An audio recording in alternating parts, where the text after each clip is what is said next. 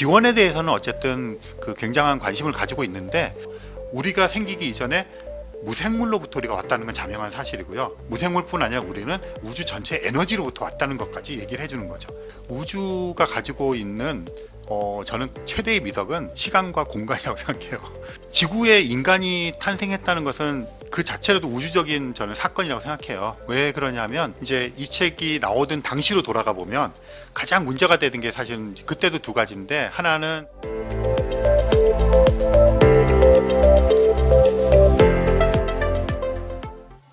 안녕하세요. 사이언스 북스와 과학책방 갈다가 함께하는 칼세이건 살롱 2021 전국민 칼세이건 읽기 프로젝트 시즌4 진행을 맡은 드로잉 작가 임희영입니다. 과학책방 갈다 대표 임영현입니다. 네, 오늘 칼세이건과 앤드리안의 잊혀진 조상의 그림자 본문을 본격적으로 읽기 시작할 겁니다. 프롤로그하고 1장하고 2장하고 이렇게 읽어보겠습니다. 시작하기 전. 네, 구독, 좋아요, 그다음에 알림 설정 부탁드립니다. 네. 자, 우선 프롤로그하고 1장하고 2장하고를 한번 읽어볼 건데요. 한두 문장씩 뽑아서 읽어보고 거기에 대해서 얘기해 보도록 하겠습니다. 우선 프롤로그 보겠습니다. 프롤로그 제목은 인간이라는 고아의 이력서입니다. 우선 33페이지를 한번 읽어볼게요. 우리는 자신의 과거에서 단절되어 우리의 기원으로부터 멀리 격리된 채 살아가고 있다. 기억 상실이나 전두엽 절제술 때문이 아니라 생명이 더듬어온 측량할 수 없을 만큼 긴 시간이 우리와 우리의 기원 사이에 가로놓여 있기 때문이다. 그런 의미에서 인간은 이름이나 태어난 곳을 적어놓은 출생기록 한 장 없이 문 앞에 버려진 갓난 아기와도 같다. 라고 되어 있습니다. 이거 그 원서를 여기 책을 갖다 주셨는데요. 에고 볼까요? 여기 보면 문 앞에 버려진 어린아이가 책 표지로 되어 있어요. 이거에 대해서 한번 얘기를 해볼까요? 왜 갓난아기라는, 버려진 갓난아기라는 표현을 썼을까요? 이 지금 페이퍼백인데요. 그 하드카바 그 책에는 전 그 직접 그 하드카바를 사서 읽어보지 못했는데, 그 하드카바 표지에는 이제 문을 열고 하는데 그게 우주의 문이고 그 앞에 있는 그 인간의 모습이 담겨 있다 그래요. 근데 이게 여기 보면 고아란 단어 썼고요. 뭐 번역할 땐 천의 고아 이런 단어를 쓰고 있어요. 그리고 이제 요 내용만 갖고 조금 얘기해 보면 우리가 그 뿌리에 대해서 이렇게 또 집착을 또 많이 하잖아요. 특히 우리나라 뭐 이렇게 지금도 양반 네, 집안 이런 거 얘기하는 사람도 있나요? 근데 꼭 네, 어느 시절이라고 하지만 사실은 우리나라뿐 아니라 다들 이렇게 그 뿌리를 찾아서 하고 그것에 대한 자부심 이런 것들, 개인적인 것도 그렇고 국가 단위에서도 왜 그 민족에 대한 뿌리 찾기 뭐 언어 뭐 이런 거 되게 많이 하잖아요.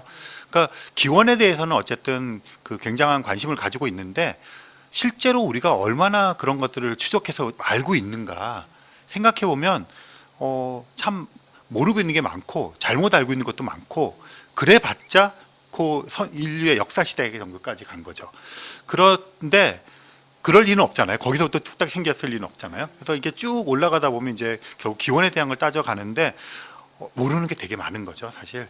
그래서 그런 의미에서 여기 이제 이름도 뭐 그런 거 명확하게 있지 않고 그냥 변해왔고 지금까지 흘러와서 우리는 이 자리에 딱 서 있는데, 이게 서 있는 게 그런 생각을 다시 해보면 정말 막막하게 그지없게 그렇게 처음에 진화해왔던 그 우리 앞선 조상의 조상들은 다 멸종하고 없어졌고 우리는 여기 딱 서 있고 우주라고 하는 곳에 있는데 거기가 어딘지도 몰라고 이제 겨우 태양계라는 곳이 있었고 그 속에 지구가 있고 이 태양계 우리 은하에 속해 있고 뭐 어쩌고저쩌고 그런 것들의 위치를 우리가 이제야 조금 지난 뭐 100년 뭐 이 사이에 알게 된 거고, 인간 기원에 대한 것도 사실은 뭐 그 인간의 그런 어떤 공동 조상의 화석이 발견된 것도 사실은 얼마 안 됐고 이렇잖아요. 그러다 보니까 갑자기 불쌍해지는 것 같아요.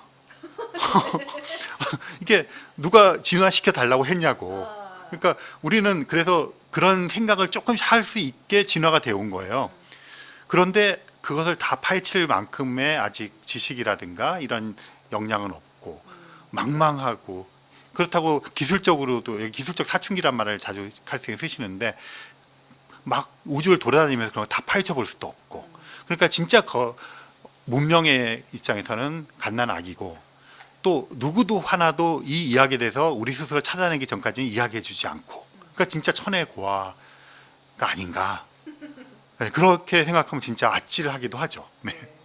근데 사실 저는 이 책을 처음 이 부분을 읽었을 때 사실은 이해가 안 갔어요. 왜냐면 우리는 문명에 대한 여러 가지 역사에 대해서도 가지고 있고, 예를 들면 한반도 역사 안에서도 보면은 일제감정이 있지만 어쨌든 근대사, 현대사, 근대사, 조선사 이렇게 해가면은 되게 많은 조상들을 우리가 알고 있고, 뭐 문명의 그 근원으로 할 수 있는 곳은 어디인가 뭐 이렇게 해가지고도 다 알고 있는데 뭘 모른다는 거지? 약간 이런 생각을 사실 이 처음에 이 약간 선언적인 문장에서는 대체 이게 무슨 얘기를 하려고 그러는 걸까? 약간 이랬던 기억이 나요. 근데 어쨌든 지금은 다시 읽으면 책을 뒤까지 한번 돌아갔다 다시 왔기 때문에 진짜로 우리는 우리가 어디서 왔는지에 대한 거를 한 번도 생각을 해볼 수 없었다라는 거가 이제 여기에서 이야기를 하고 싶은 거였구나라는 거를 알게는 되고 있지만 이 출생 기록이 없다는 사실은 대체 무엇이었을까라는 것을 좀 같이 질문을 가지고 아마 이 책을 읽어 보신다면 그 이야기가 이제 차근차근하게 요 다음 1장부터 시작이 되지 않을까라는 생각이 듭니다. 조금 이제 보태면 사실은 이제 그 기원에 대한 이야기들은 어쨌든 우리의 이제 그 뇌가 발달하면서 자꾸 생각을 하게 되고 또 그것이 꼭 생각하는 그런 어떤 근원적인 질문보다도 또 사회적으로도 어떤 권력을 유지하고 이것들을 공고하게 위해서는 이제 근본과 내가 어떤 것으로부터 이어지고 있다는 정통성 같은 게 되게 중요하잖아요. 그래서 그런 걸 되게 많이 했었는데 사실은 그 지난 뭐 한 2000년, 3000년 동안 우리들의 기원에 대한 이야기를 풀어줬던 것들이 종교잖아요. 그러니까 그 종교가 그런 역할을 다 해줬고 뭐 많은 사람들은 거기에 저항하기보다는 그것을 이제 믿고 거기에 의지해서 살아왔죠. 그게 이제 울타리가 되는 거잖아요. 그런데 사실은 이제 다윈이라고 하는 그 기점을 통해서 그런 것들이 이제 깨지기 시작했고 그러다 보니까 이제 차츰차츰 알아가고 있는 이런 지점이에요. 그래서 그런데 사람들은 여전히 그 옛날의 그런 틀 속에서 살고 있고 근데 칼 세이건이나 앤드류안이 보기에는 또는 다른 과학자들이 보기에는 너무 답답한 거죠. 우리는 그게 아닌데 근데 그렇게 살고 있는데 앞에는 진실이 보이는 거죠. 뭐 매트릭스에서 빨간 약 먹을래 파란 약 먹을래 뭐 이런 거죠. 그런 답답함이 있었을 것 같아요. 그래서 이제 좀 그런 그 자각을 통해서 뭐 새로운 출발을 해보자 뭐 이런 이야기를 하고 싶었던 것 같아요. 네, 그래서 진짜로 이게 보면은 이제 그 역사까지 기억할 수 있는 거 그 이전은 모르겠으니까 약간 설화 이런 걸로 그냥 퉁치잖아요. 종교가 이제 중간에서 그거를 퍼뜨렸지만 그거 이전부터 사람들은 자기가 뭔가 이야기해왔던 것들을 한 방의 이야기 하나로 만들고 싶어 했고 이제 그런 것들이 각 지역마다 설화, 신화 이제 이런 걸로 있는 것 같은데 그렇게 그냥 퉁쳐서 하는 거 말고 진짜로 한번 까보자 약간 이렇게 해서 우리의 시작은 어디인가 이거를 하려면 이제 이 다음 1장으로 넘어가는 빅뱅에서부터 진짜 시작이 됩니다. 그래서 1장 한번 넘어가 볼게요. 인간이 어디서 왔는지를 얘기를 하려면 1장에 보면 우주 공간 속 지구라는 행성부터 시작을 우선 해야 됩니다. 사실 이것보다 원래는 더 앞으로 가야 되지만 우선은 지구에서부터 그냥 시작. 네, 47페이지 읽어볼게요. 지구와 같은 행성이 살아남기 위해서도 많은 행운이 이어지지 않으면 안 된다. 이 모든 과정에서 임의적인 우연과 밀접하게 연관된 무엇의 역할은 매우 중요하다. 자, 이게 이제 과학에서 나오는 많은 이야기들을 이제 칼 세이건도 되게 중요하게 얘기하는데 이 우연, 행운, 특히 이제 임의적인 우연, 뭔가의 관계 이런 것들이 이제 어떻게 보면 신화나 설화나 종교는 더 명확하게 얘기해 주잖아요. 근데 과학은 덜 명확하게 얘기해 주는 느낌이 약간 있거든요. 약간 이런 것들을 현대과학은 더 많이 그런 얘기를 더 많이 하고 있고요. 약간 그런 관점에서 얘기를 좀 해봐 주세요. 그러니까 일장이 이제 우주 공간 속 지구라는 행성에서잖아요. 이제 그 말하자면 이제 우주 속에서 지구라고 하는 행성을 자리매김해야겠다. 이 얘기거든요. 근데 이게 지금은 이제 너무 교과서적으로 알려졌기 때문에 많은 분들이 너무 당연하게 생각할 거예요. 지구 그러면 태양계에 있는 태양에 가까운 세 번째 행성, 그리고 우리 태양계는 또 우리 우주 은하라고 하는 것에 외곽에 한 2만 6천 광년 정도 떨어진 곳에 있는 하나의 행성계, 그리고 그런 행성계가 수천억 개가 모여서 우리 은하를 형성하고, 우리 은하 같은 또 은하가 우주에는 1조 개나 2조 개가 있다. 이게 이제 걔가 교과서적인 서술이거든요. 근데 이걸 거꾸로 이제 여기서 얘기를 해보자면, 그 칼 세이건은 1장에서 즐겨 쓰고 있는 건데, 어떤 책들에서 1장에서 이런 걸 자주 써요. 그러니까 우주 속에서의 그 지구와 인간의 자리매김. 그래서 그 코스모스라는 책에서 했던 단어를 다시 끄집어 오자면, 행성으로서의 지구, 그 다음에 종으로서의 인류, 이런 이야기가 되는 거죠. 그러니까 사실 너무나 교과서적으로 지금 현대에 당연하지만 또 많은 사람들이 그 간과하고 있거나 하고 있는 이야기를 다시 한번 이제 자리매김하자, 그런 이야기죠. 그래서 이 1장에서는 빅뱅으로부터 시작해서 쭉 얘기가 나옵니다. 그러니까 지금 말씀드린 대로 간략하게 제가 한 5분 동안 말씀을 드리자면, 이제 우주가 태어났어요. 우리가 살고 있는 우주가. 근데 왜 태어났는지에 대해서는 또 우주 기원론의 이야기라서 그건 또 다른 문제고, 우리 우주가 태어났는데 굉장히 작은 점으로 태어났어요. 그래서 태어나면서 시간이 흐르고 공간이 넓어지면서 지금까지 팽창에 팽창을 거듭해서 지금 같은 광활한 우주를 만들었어요. 그랬는데 보니까 우주가 태어나서 지금까지 진화해오는 과정에서 처음에 우주에 태어났을 때 에너지로 꽉 찼었는데, 그 에너지의 일부가 물질로 조금씩 변하기 시작해요. 그래서 우주가 처음 태어났을 때는 에너지가 우세한 시기였다면, 우주가 커지고 식으면서 점점 커지고 광활해지면서 그 속에서 에너지가 물질로 조금씩 변하기 시작했어요. 그래서 그런 물질들이 이제 더 많이 뭉치고 해서 어떤 수소라든가 이런 원소들이 되었거든요. 그러니까 그런 우주가 되었다가 그런 것들이 또 많이 뭉쳐서 이제 별을 만들기 시작했어요. 그 별을 만들기 시작하니까 그 별 속에서는 빛이 나고, 그 별을 만들어내는 과정에서 산소, 질소, 탄소, 이런 우리 몸을 이루고 있는 원소들이 또 만들어지기 시작했거든요. 그리고 그런 별들이 살고 죽고를 여러 번 반복하다 보면 지금 말씀드린 산소, 질소, 탄소 이런 원소들이 더 많아질 거 아니에요. 그렇게 우주가 처음 태어나서 수소 같은 원소를 만들고, 별이 생기면서 산소, 질소, 탄소 같은 걸 만들고, 또 어떤 태양보다 엄청 무거운 별들은 초신성 폭발 같은 걸 해요. 그러면 금속, 우리가 말하는 그런 것들이 막 생기거든요. 그래서 그런 과정들이 서너 번이 겪어진 다음에 태양계가 형성됐거든요. 그러니까 태양계는 처음 형성될 때 만들어지는 그걸 성운이라 그러는데, 그 성운 속에 이미 금운동 다 있고요. 산소, 질소, 탄소 많이 있고요. 이런 곳에서 지구와 태양이 만들어졌어요. 그러다 보니까 지구에는 금속도 많고 산소, 질소, 탄소도 많고 이제 그런 지구가 생겨난 거죠. 그러면 이제 지구라는 거는 이제 지금 말씀드린 우주가 태어났고, 그 속에서 별이 태어났는데, 그 별들이 죽고 살고를 했고, 그래서 태양이라는 별이 생겨났는데 그 언저리에서 지구가 생긴 거죠. 이건 이제 지구를 중심으로 쭉 본 건데, 이런 식으로 생기는 우주 속에 있는 지구 같은 행성들이 또 엄청 많을 거 아니에요.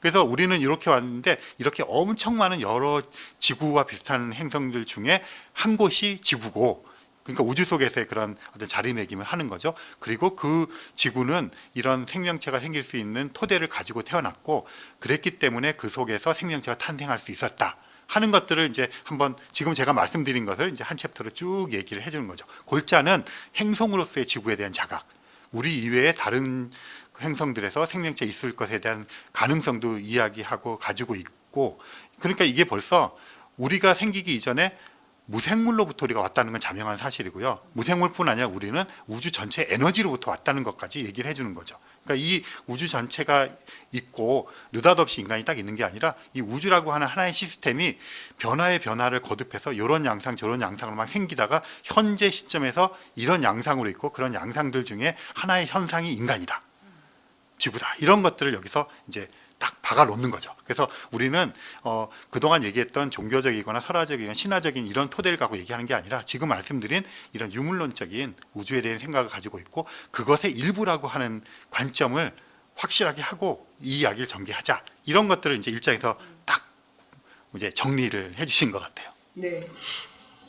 그래서 이 일장 안에 빅히스토리의 그 우주 생성부터 지구까지 단박에 그냥 달려서 맞아요. 한 장의 정리를 해버렸어요. 그러니까 여기 일장에 해놓으신 거를 저는 또 지금 한 5분 동안 더 앞쪽에서 한 거죠.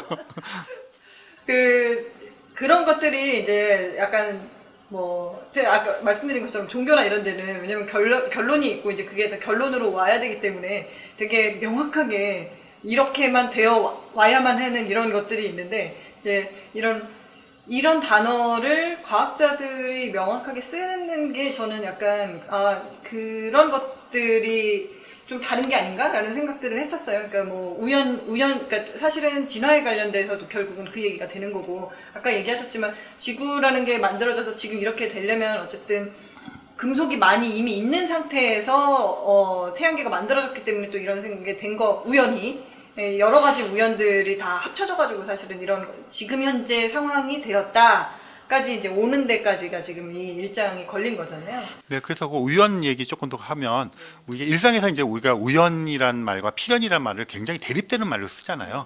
그러니까 뭐 운명적이고 이런 것들은 필연적이고 우연이 한 그런데 사실은 이거를 생각하셔야 돼요. 이제 그래서 아마 이제 1장, 2장에서 우주에 대한 이야기를 길게 하는데 우주가 가지고 있는 저는 최대의 미덕은 시간과 공간이라고 생각해요. 138억 년의 시간을 갖고 있어요. 경우의 수가 많다고 하더라도 엄청나게 많은 실험들이 그 속에 일어나겠죠. 그러니까 엄청나게 많은 실험들이 일어난다는 얘기는 그러니까 우연히 발생할 수 있는 이런 것들이 실현될 수 있는 가능성이 되게 높다는 거죠. 그런 것이고 공간이 넓다고 하는 것들은 그 똑같은 것들이 비슷한 것들이 도처에 있을 수 있다는 것을 얘기하거든요. 그러니까 이런 시간과 공간 우주적인 스케일에서의 것을 생각을 하게 되면 우리 인간이 굉장히 특별하죠, 사실. 그러니까 특별하지만 특별한 것과 보편성이 서로 어긋나지 않는 거죠. 우리는 되게 특별해요. 또 너무 특별하지 않습니까? 사실. 그리고 우주에서 똑같은 걸 찾아볼 수 있을까도 의문이긴 한데 하지만 비슷하게 우리 같은 것들은 많을 수 있다고 하는 보편성이 열려 있는 거거든요. 그래서 우연이 되게 중요해요. 근데 이런 일들이 어떤 목적을 가지고 인간을 만들기 위해서 이렇게 우주가 전체가 움직여준 건 절대 아니라는 거죠. 그리고 하지만 이렇게 되기 위해서는 우연이 계속 어긋나지 않고 왔으니까 안 끊기고 우리까지 지금 온 거잖아요. 그럼 이 정도 되면 필연이라고 불러도 좋지 않을까? 이런 생각도 우리가 할 수 있죠. 그러니까 그런데 이 유혹에서 좀 벗어나야 되는 게 우리를 위한 필연이 아니라 우연히 겹치다가 이렇게 되는 쪽으로 수렴되는 의미에서의 필연? 뭐 이렇게 좀 우주적인 용어로 생각을 하시면 좋을 것 같아요.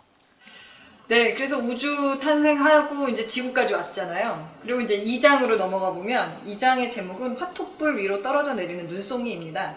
71페이지를 한번 읽어볼게요.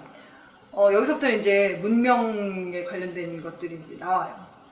로마 황제 마르쿠스 아우렐리우스는 어제 한 방울의 정액, 내일은 한 줌의 재라고 썼다. 지구의 나이를 사람의 수명에 비교한다면 일반적인 생물의 탄생에서 죽음까지는 1초의 몇 분의 1에 불과하다. 그야말로 우리 인간이란 화롯불의 불길 위에 나풀거리며 떨어져 내리는 눈송이처럼 덧없는 존재다. 아직 극히 일부에 불과하지만 그런 인간이 자신의 기원을 이해하기에 이른 것은 날카로운 통찰력과 용기로 얻은 뛰어난 승리라고 할 수 있다. 인간이란 어떤 존재일까? 왜 이곳에 살고 있을까? 이런 물음들은 완전한 그림의 조각들을 하나씩 맞춰 나가면서 전체적인 상을 볼 수 있을 때에야 답할 수 있을 것이다. 그 완전한 그림이란 영겁의 시간, 수백만에 이르는 생물의 종, 무수한 행성 등을 모두 포함하고 있을 것이다. 이런 관점에서 볼 때 우리가 종종 자신의 존재를 불가사의하게 느끼는 것은 당연한 일이다. 우리 인간들이 제 아무리 우월하다 뽐내도 실제로는 이 작은 행성에서마저 진정한 지배자의 위치에 도달하지 못하고 있는 것이다. 박사님 아까 얘기하신 얘기랑 너무 바로 연결되는 얘기이기도 하네요. 네, 이제 아까는 이제 지구 1장에서는 지구라고 하는 것을 우주 속에 자리매김을 했잖아요. 근데 여기서는 이제 인간의 자리매김을 시도하고 있는 건데 지구에 인간이 탄생했다는 것은 그 자체로도 우주적인 저는 사건이라고 생각해요. 왜 그러냐면 어쨌든 우리 같은 이제 지적 존재가 외계도 되게 많을 거라고 생각을 하고 있지만 아직 발견을 못 하고 있고요. 그런데 이게 지구에서 진화를 거듭해서 우리가 사고라는 걸 하게 됐어요. 그럼 동물들은 사고할 수 없느냐 하면 그렇지는 않을 것 같아요. 정도의 차이라고 생각하고 여기서 이 책에서 그 얘기를 많이 하는데 어쨌든 형이상학적인 생각을 하고 가상에 대한 생각을 하고 추상에 대한 생각을 하고 미래에 대한 생각을 하고 과거를 추적해 나가고 이런 사고를 지금 우리가 하고 있잖아요. 그렇다면 이 우주 속에 있는 아주 작은 일부의 존재인데, 진짜 눈송이 같은 존재인데 이 우주 전체를 우리가 지금 생각하기에 이르렀단 말이죠.